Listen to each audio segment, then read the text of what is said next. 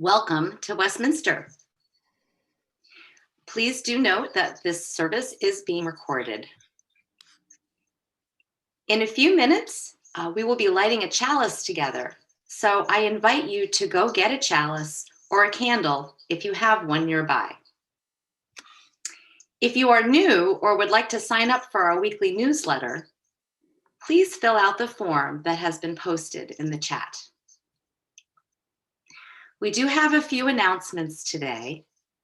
As it is the third Sunday of the month, Westminster is offering a virtual newcomer welcome following the service. If you haven't attended a newcomer welcome before, it's just an informal opportunity to learn more about Westminster and our community here.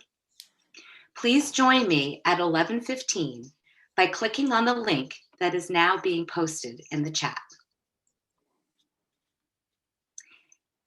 And if you are new to Westminster or Unitarian Universalism, or both, please note we are offering a 3-part starting point class with Reverend Ellen and Team Welcome Connect. The program, which starts next Sunday, will provide participants with UU experiences, theology, and history, and is a starting point for integrating into the spiritual life of Westminster. Classes will meet online on Sundays from 12 to 2 p.m., starting on February 28th, and then again on March 28th and April 25th. You can see other details in the chat. And finally, it is my great pleasure to welcome our guest minister today, Reverend Clyde Grubbs.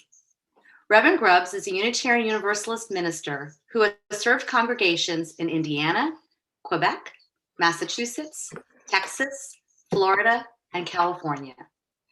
He is presently serving as Minister at Large of the Tuckerman Creative Ministries for Justice and Healing. Reverend Grubbs honors his Native American heritage, Texas Cherokee, which informs his spiritual understanding and practice.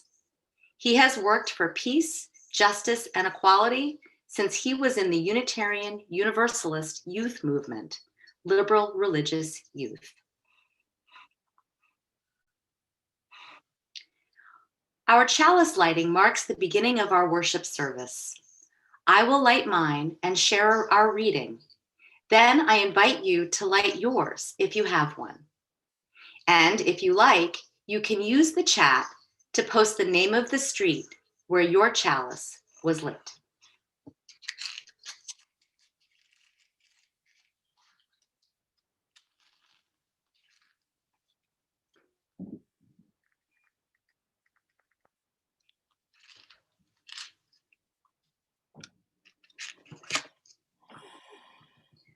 Paula Gunn Allen writes, I have noticed that as soon as you have soldiers, the story is called history. Before their arrival, it is called myth, folktale, legend, fairy tale, oral poetry, or ethnography. After the soldiers arrive, it is called history. Let us light our chalice, striving for beloved community, honoring all of our stories.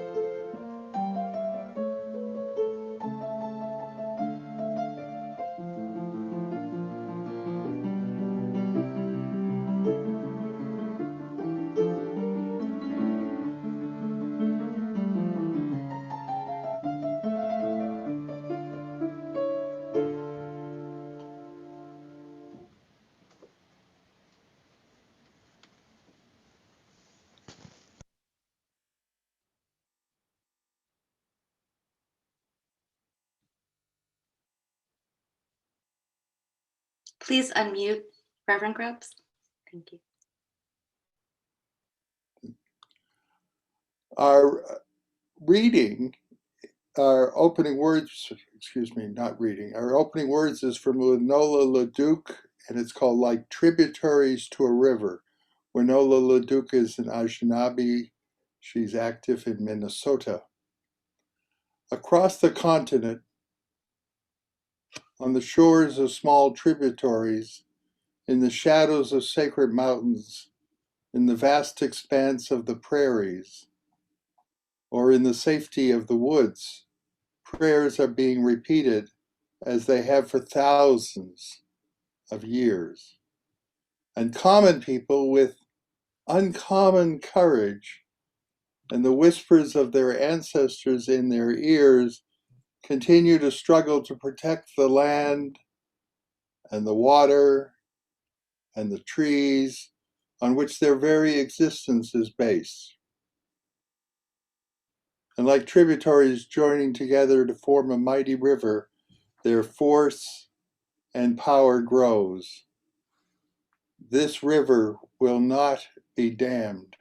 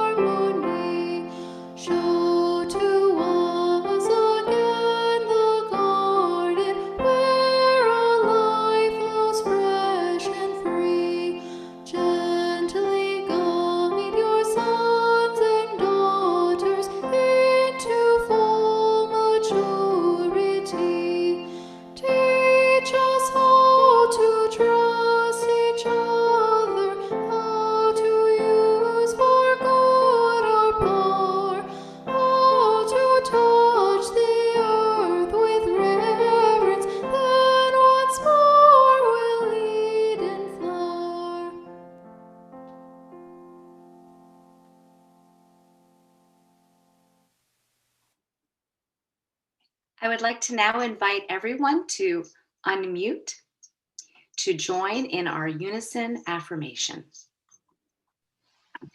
Love is the spirit of this church and to serve as its teacher. This is our great covenant to dwell together in peace, to seek the truth in love, and to help one another. Take a moment to center ourselves, to give thanks. We lift up our hearts in thanks for the sun and the dawn, which we did not create, for the moon and the evening, which we did not make, for food which we plant, but we do not grow, for friends and loved ones we have not earned and cannot buy, for this far-flung yet loving gathered community which welcomes us as we are from wherever we have come, we give thanks. And for all these things that come to us as gifts from sources beyond ourselves, gifts of life and love and friendship, we give thanks. And let this be the seed time. The seed time, may the work we do be a celebration of the many gifts that we have been given. Let us join in a moment of silence.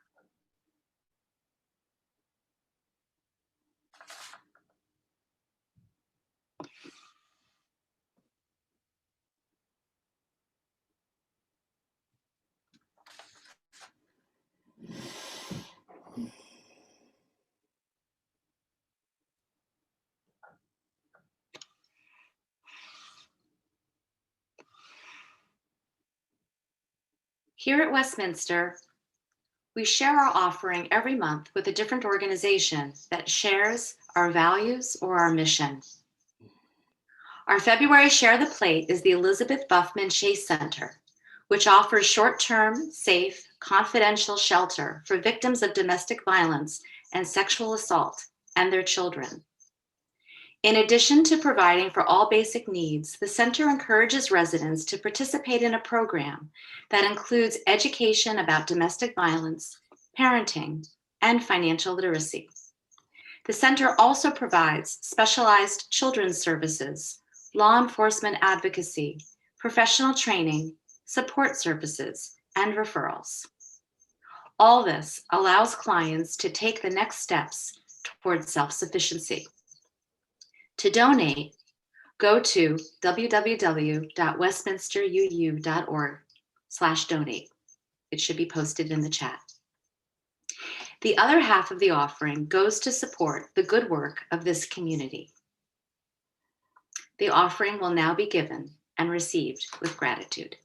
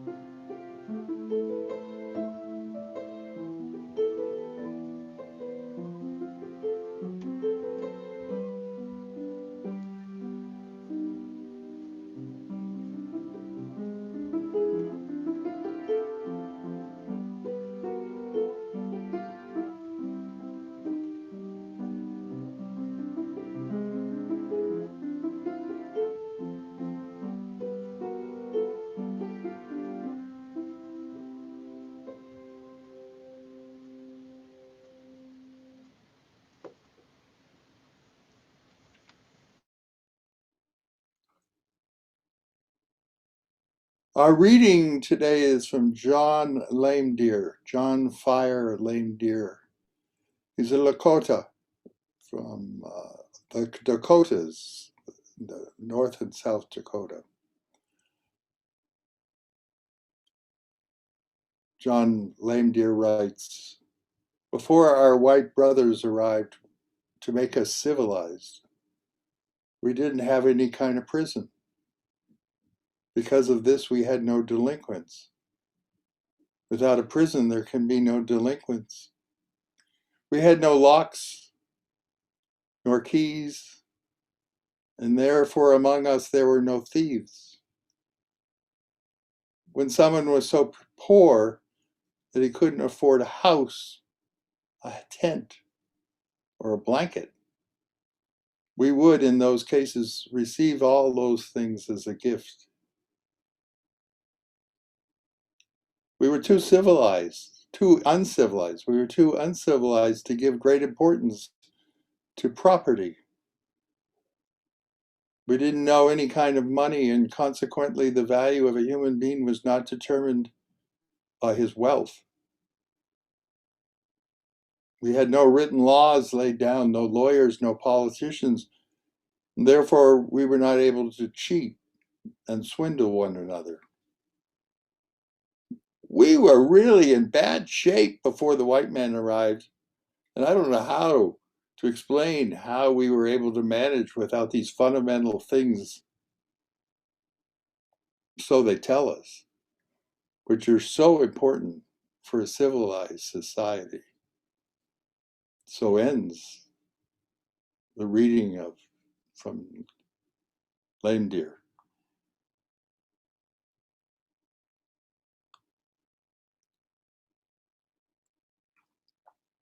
The setting I've chosen this morning for my background is probably not what the weather looks like in Rhode Island or Massachusetts at the moment, but it is appropriate for where I begin my conversation with you this morning, because it begins on a little island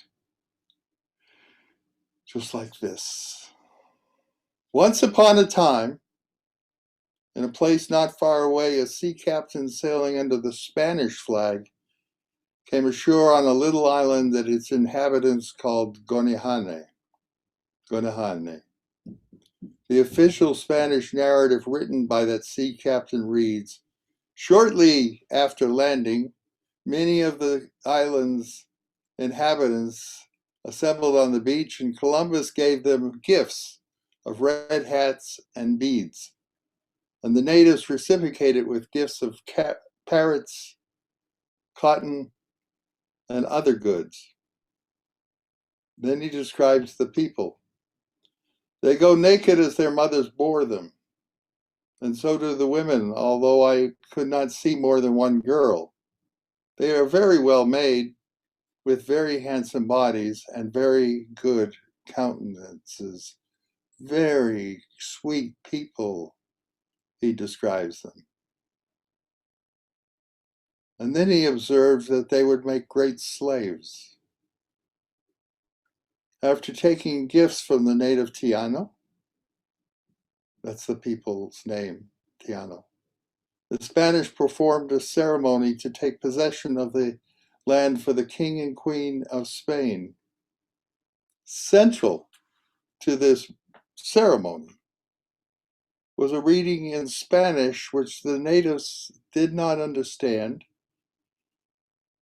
And they instructed the Tianos that they were subjects of Israel, of Isabel and Ferdinand, and they were required to submit to the one true church. Resistance would mean rebellion would mean war, and a war would mean that Spain would be required under law to subdue them, confiscate their property, and enslave them. Columbus proclaimed that was the law. Columbus proclaimed in Spanish that was the law to the Tiano-speaking islanders. European law imposed on the original people of this hemisphere. There were at least 90 million people in the Western Hemisphere in 1492. 90 million people. Historians estimate that was a little bit more, just a little bit more than Europe at the time. 90 million people who had developed complex civilizations, advanced sciences, including horticulture. Much of the food we eat was first cultivated in this hemisphere. Before Columbus, these plants did not grow wild. Indigenous women spent maybe as many as 400 or 500 years developing those seeds over generations, from the seed of a grass this tall to a corn stalk that grew much taller, is a long development of agriculture. Astronomy was developed and predictive. The original people understood the healing power of herbs and had insights into mathematics and astronomy.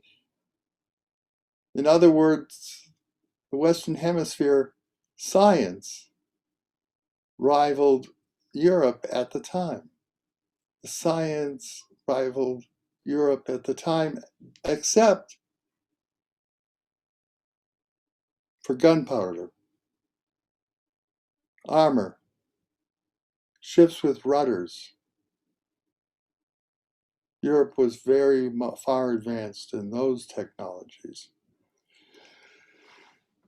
So many people, on discovering all of this and learning all of this, are puzzled. They're puzzled. They say, how could America be discovered when people were already here?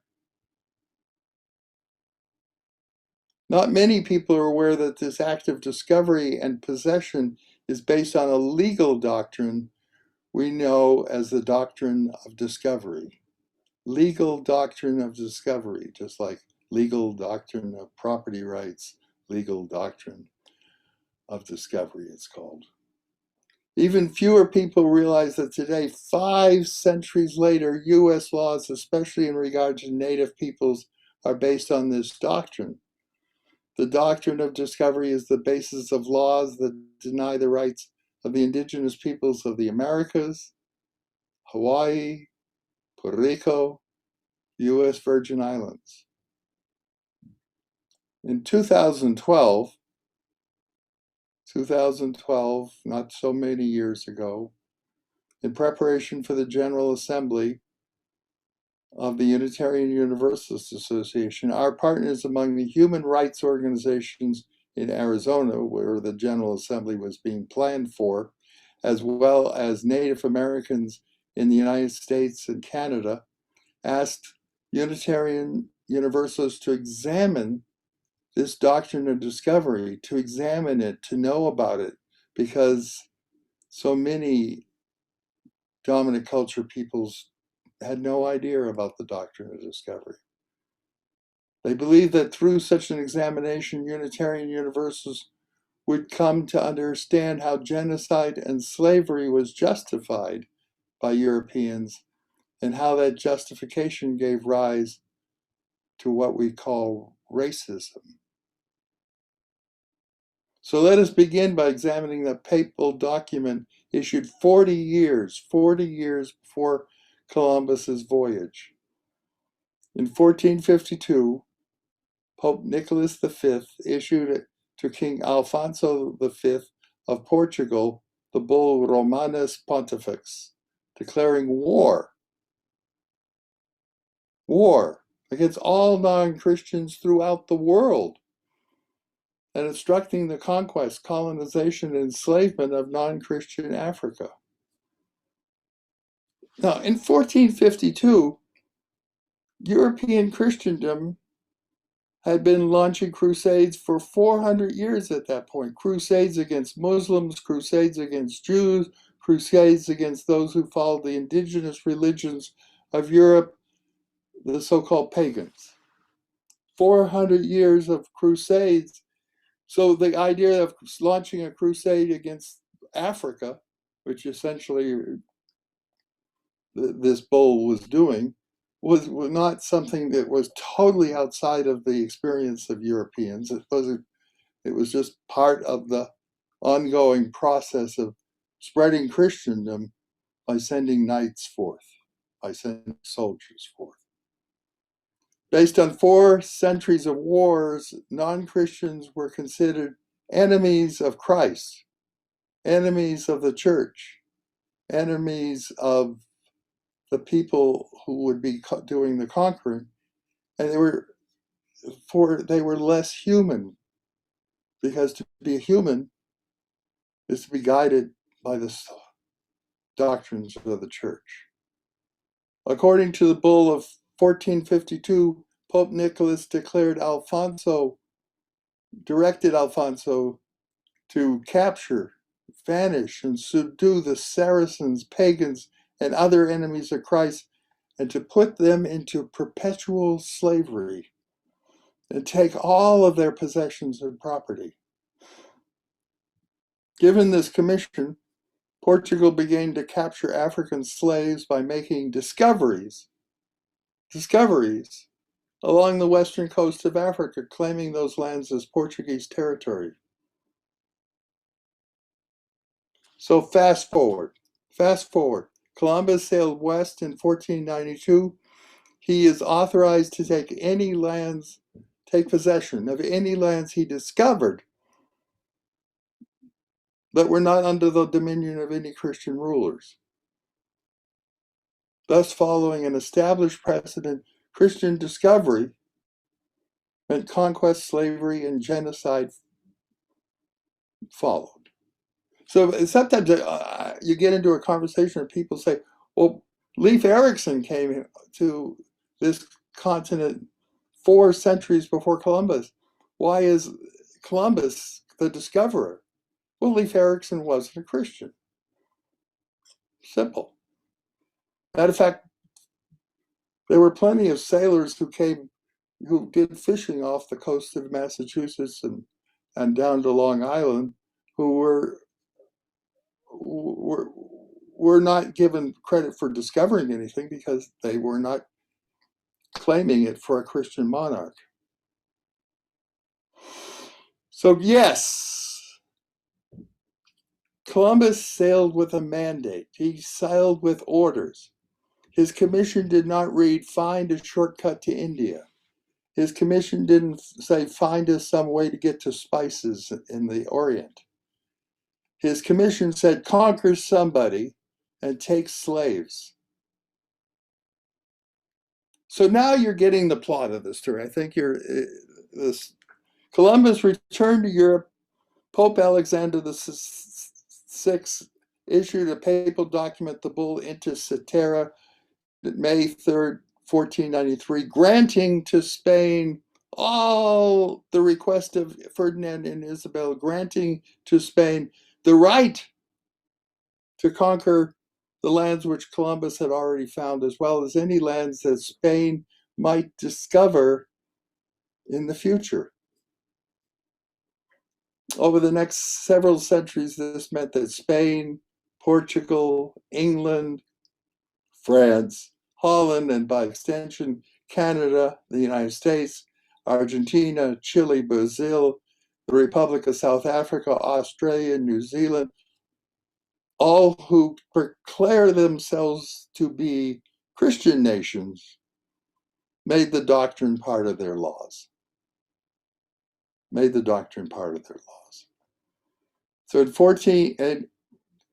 going to read that again.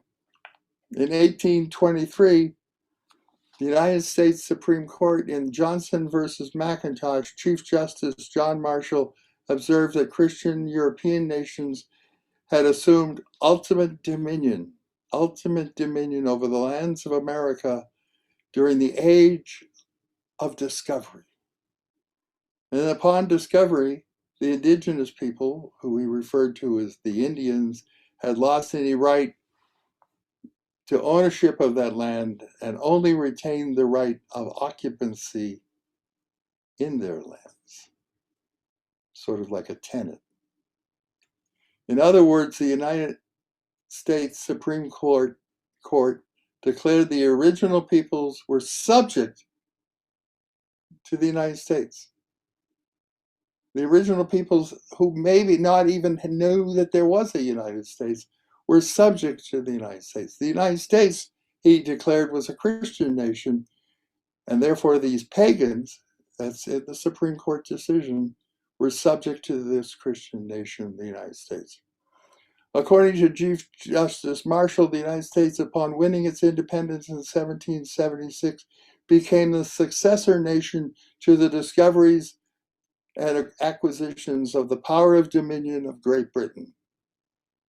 Great Britain had discovered this place by sending a sailor up and down the coast, an Italian sailor, by the way, and he came back, and whatever he saw along the Atlantic coast was declared to be the possession of the United Kingdom.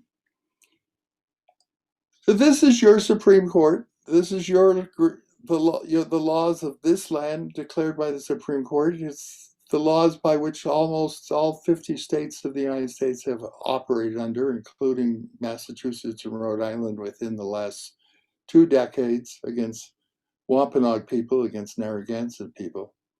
And using this principle of discovery as its premise, the Supreme Court stated in 1831 that the Cherokee Nation, and by implication all Indian nations, were not fully sovereign people, but may perhaps be called domestic dependent nations.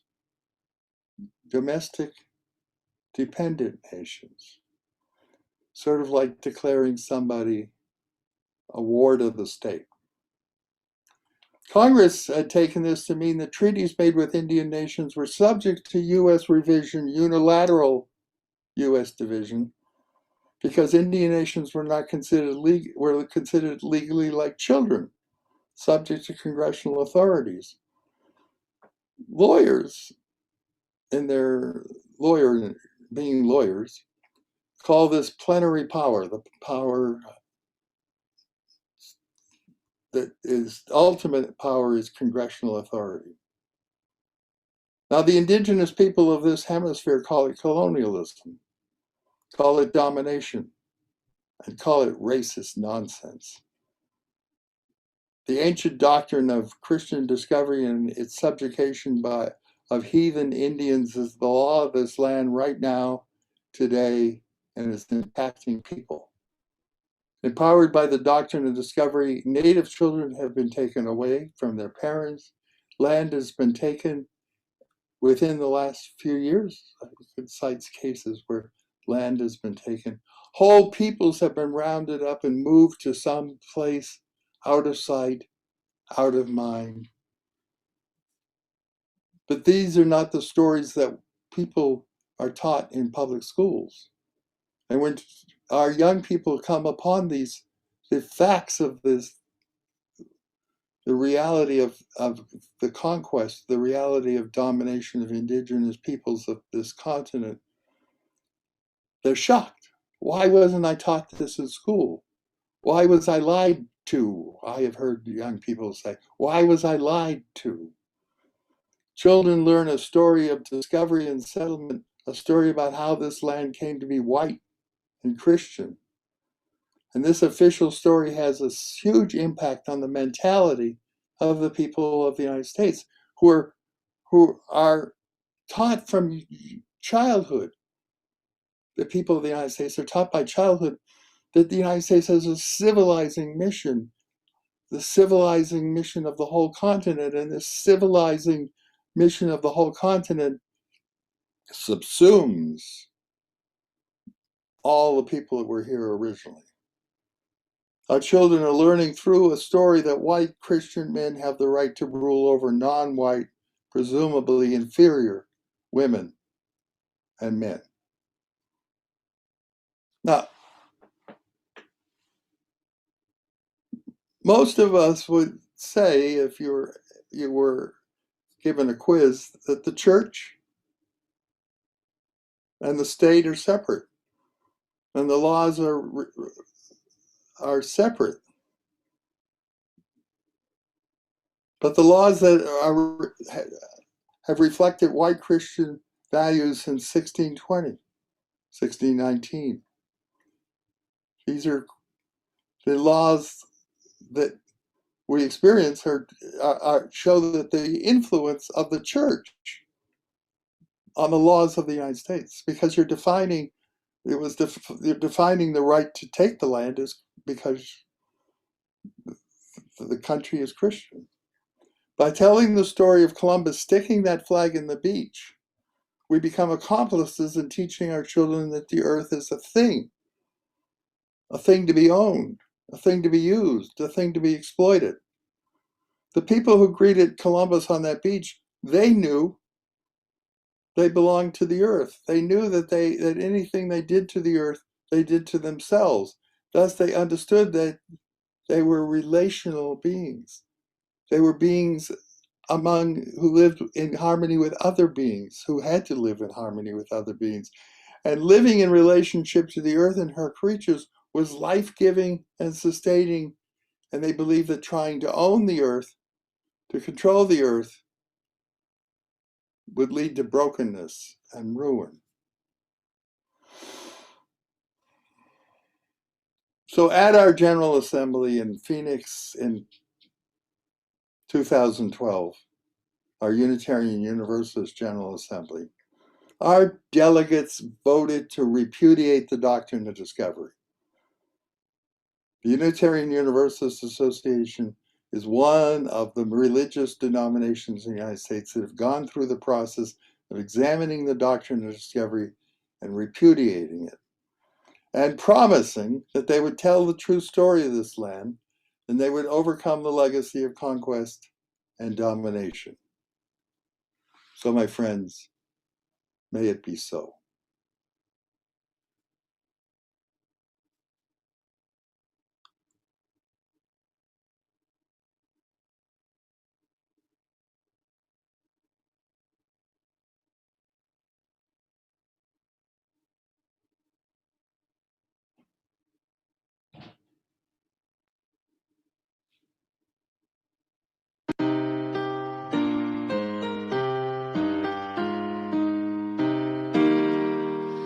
Wake now my senses and hear the earth call. Feel the deep power of being in all. Keep with the web of creation your vow. Giving, receiving as love shows us how. Wake now my reason, reach out to the new. Join with each pilgrim who quests for the true. Honor the beauty and wisdom of time. Suffer thy limit and grace the sublime. Wake now compassion, give heed to the cry. Voices of suffering fill the wide sky. Take as your neighbor both stranger and friend, praying and striving their hardship to end. Wake now my conscience, with justice thy guide. Join with all people whose rights are denied. Take not for granted a privileged place. God's love embraces the whole human race. Wake now my vision of ministry clear. Brighten my pathway with radiance here. Mingle my calling with all those who share. Work toward a planet transformed by our care.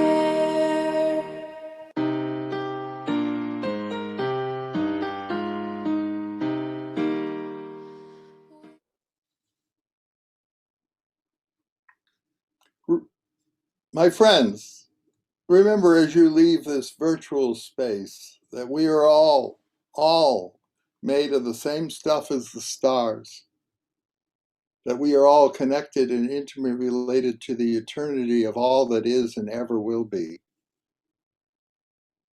May you be blessed with the spirit of life, which is love, the gladness of this community, which is based on hope, and the practice of this congregation, which is lived spirituality. Go in peace. Walk in joy.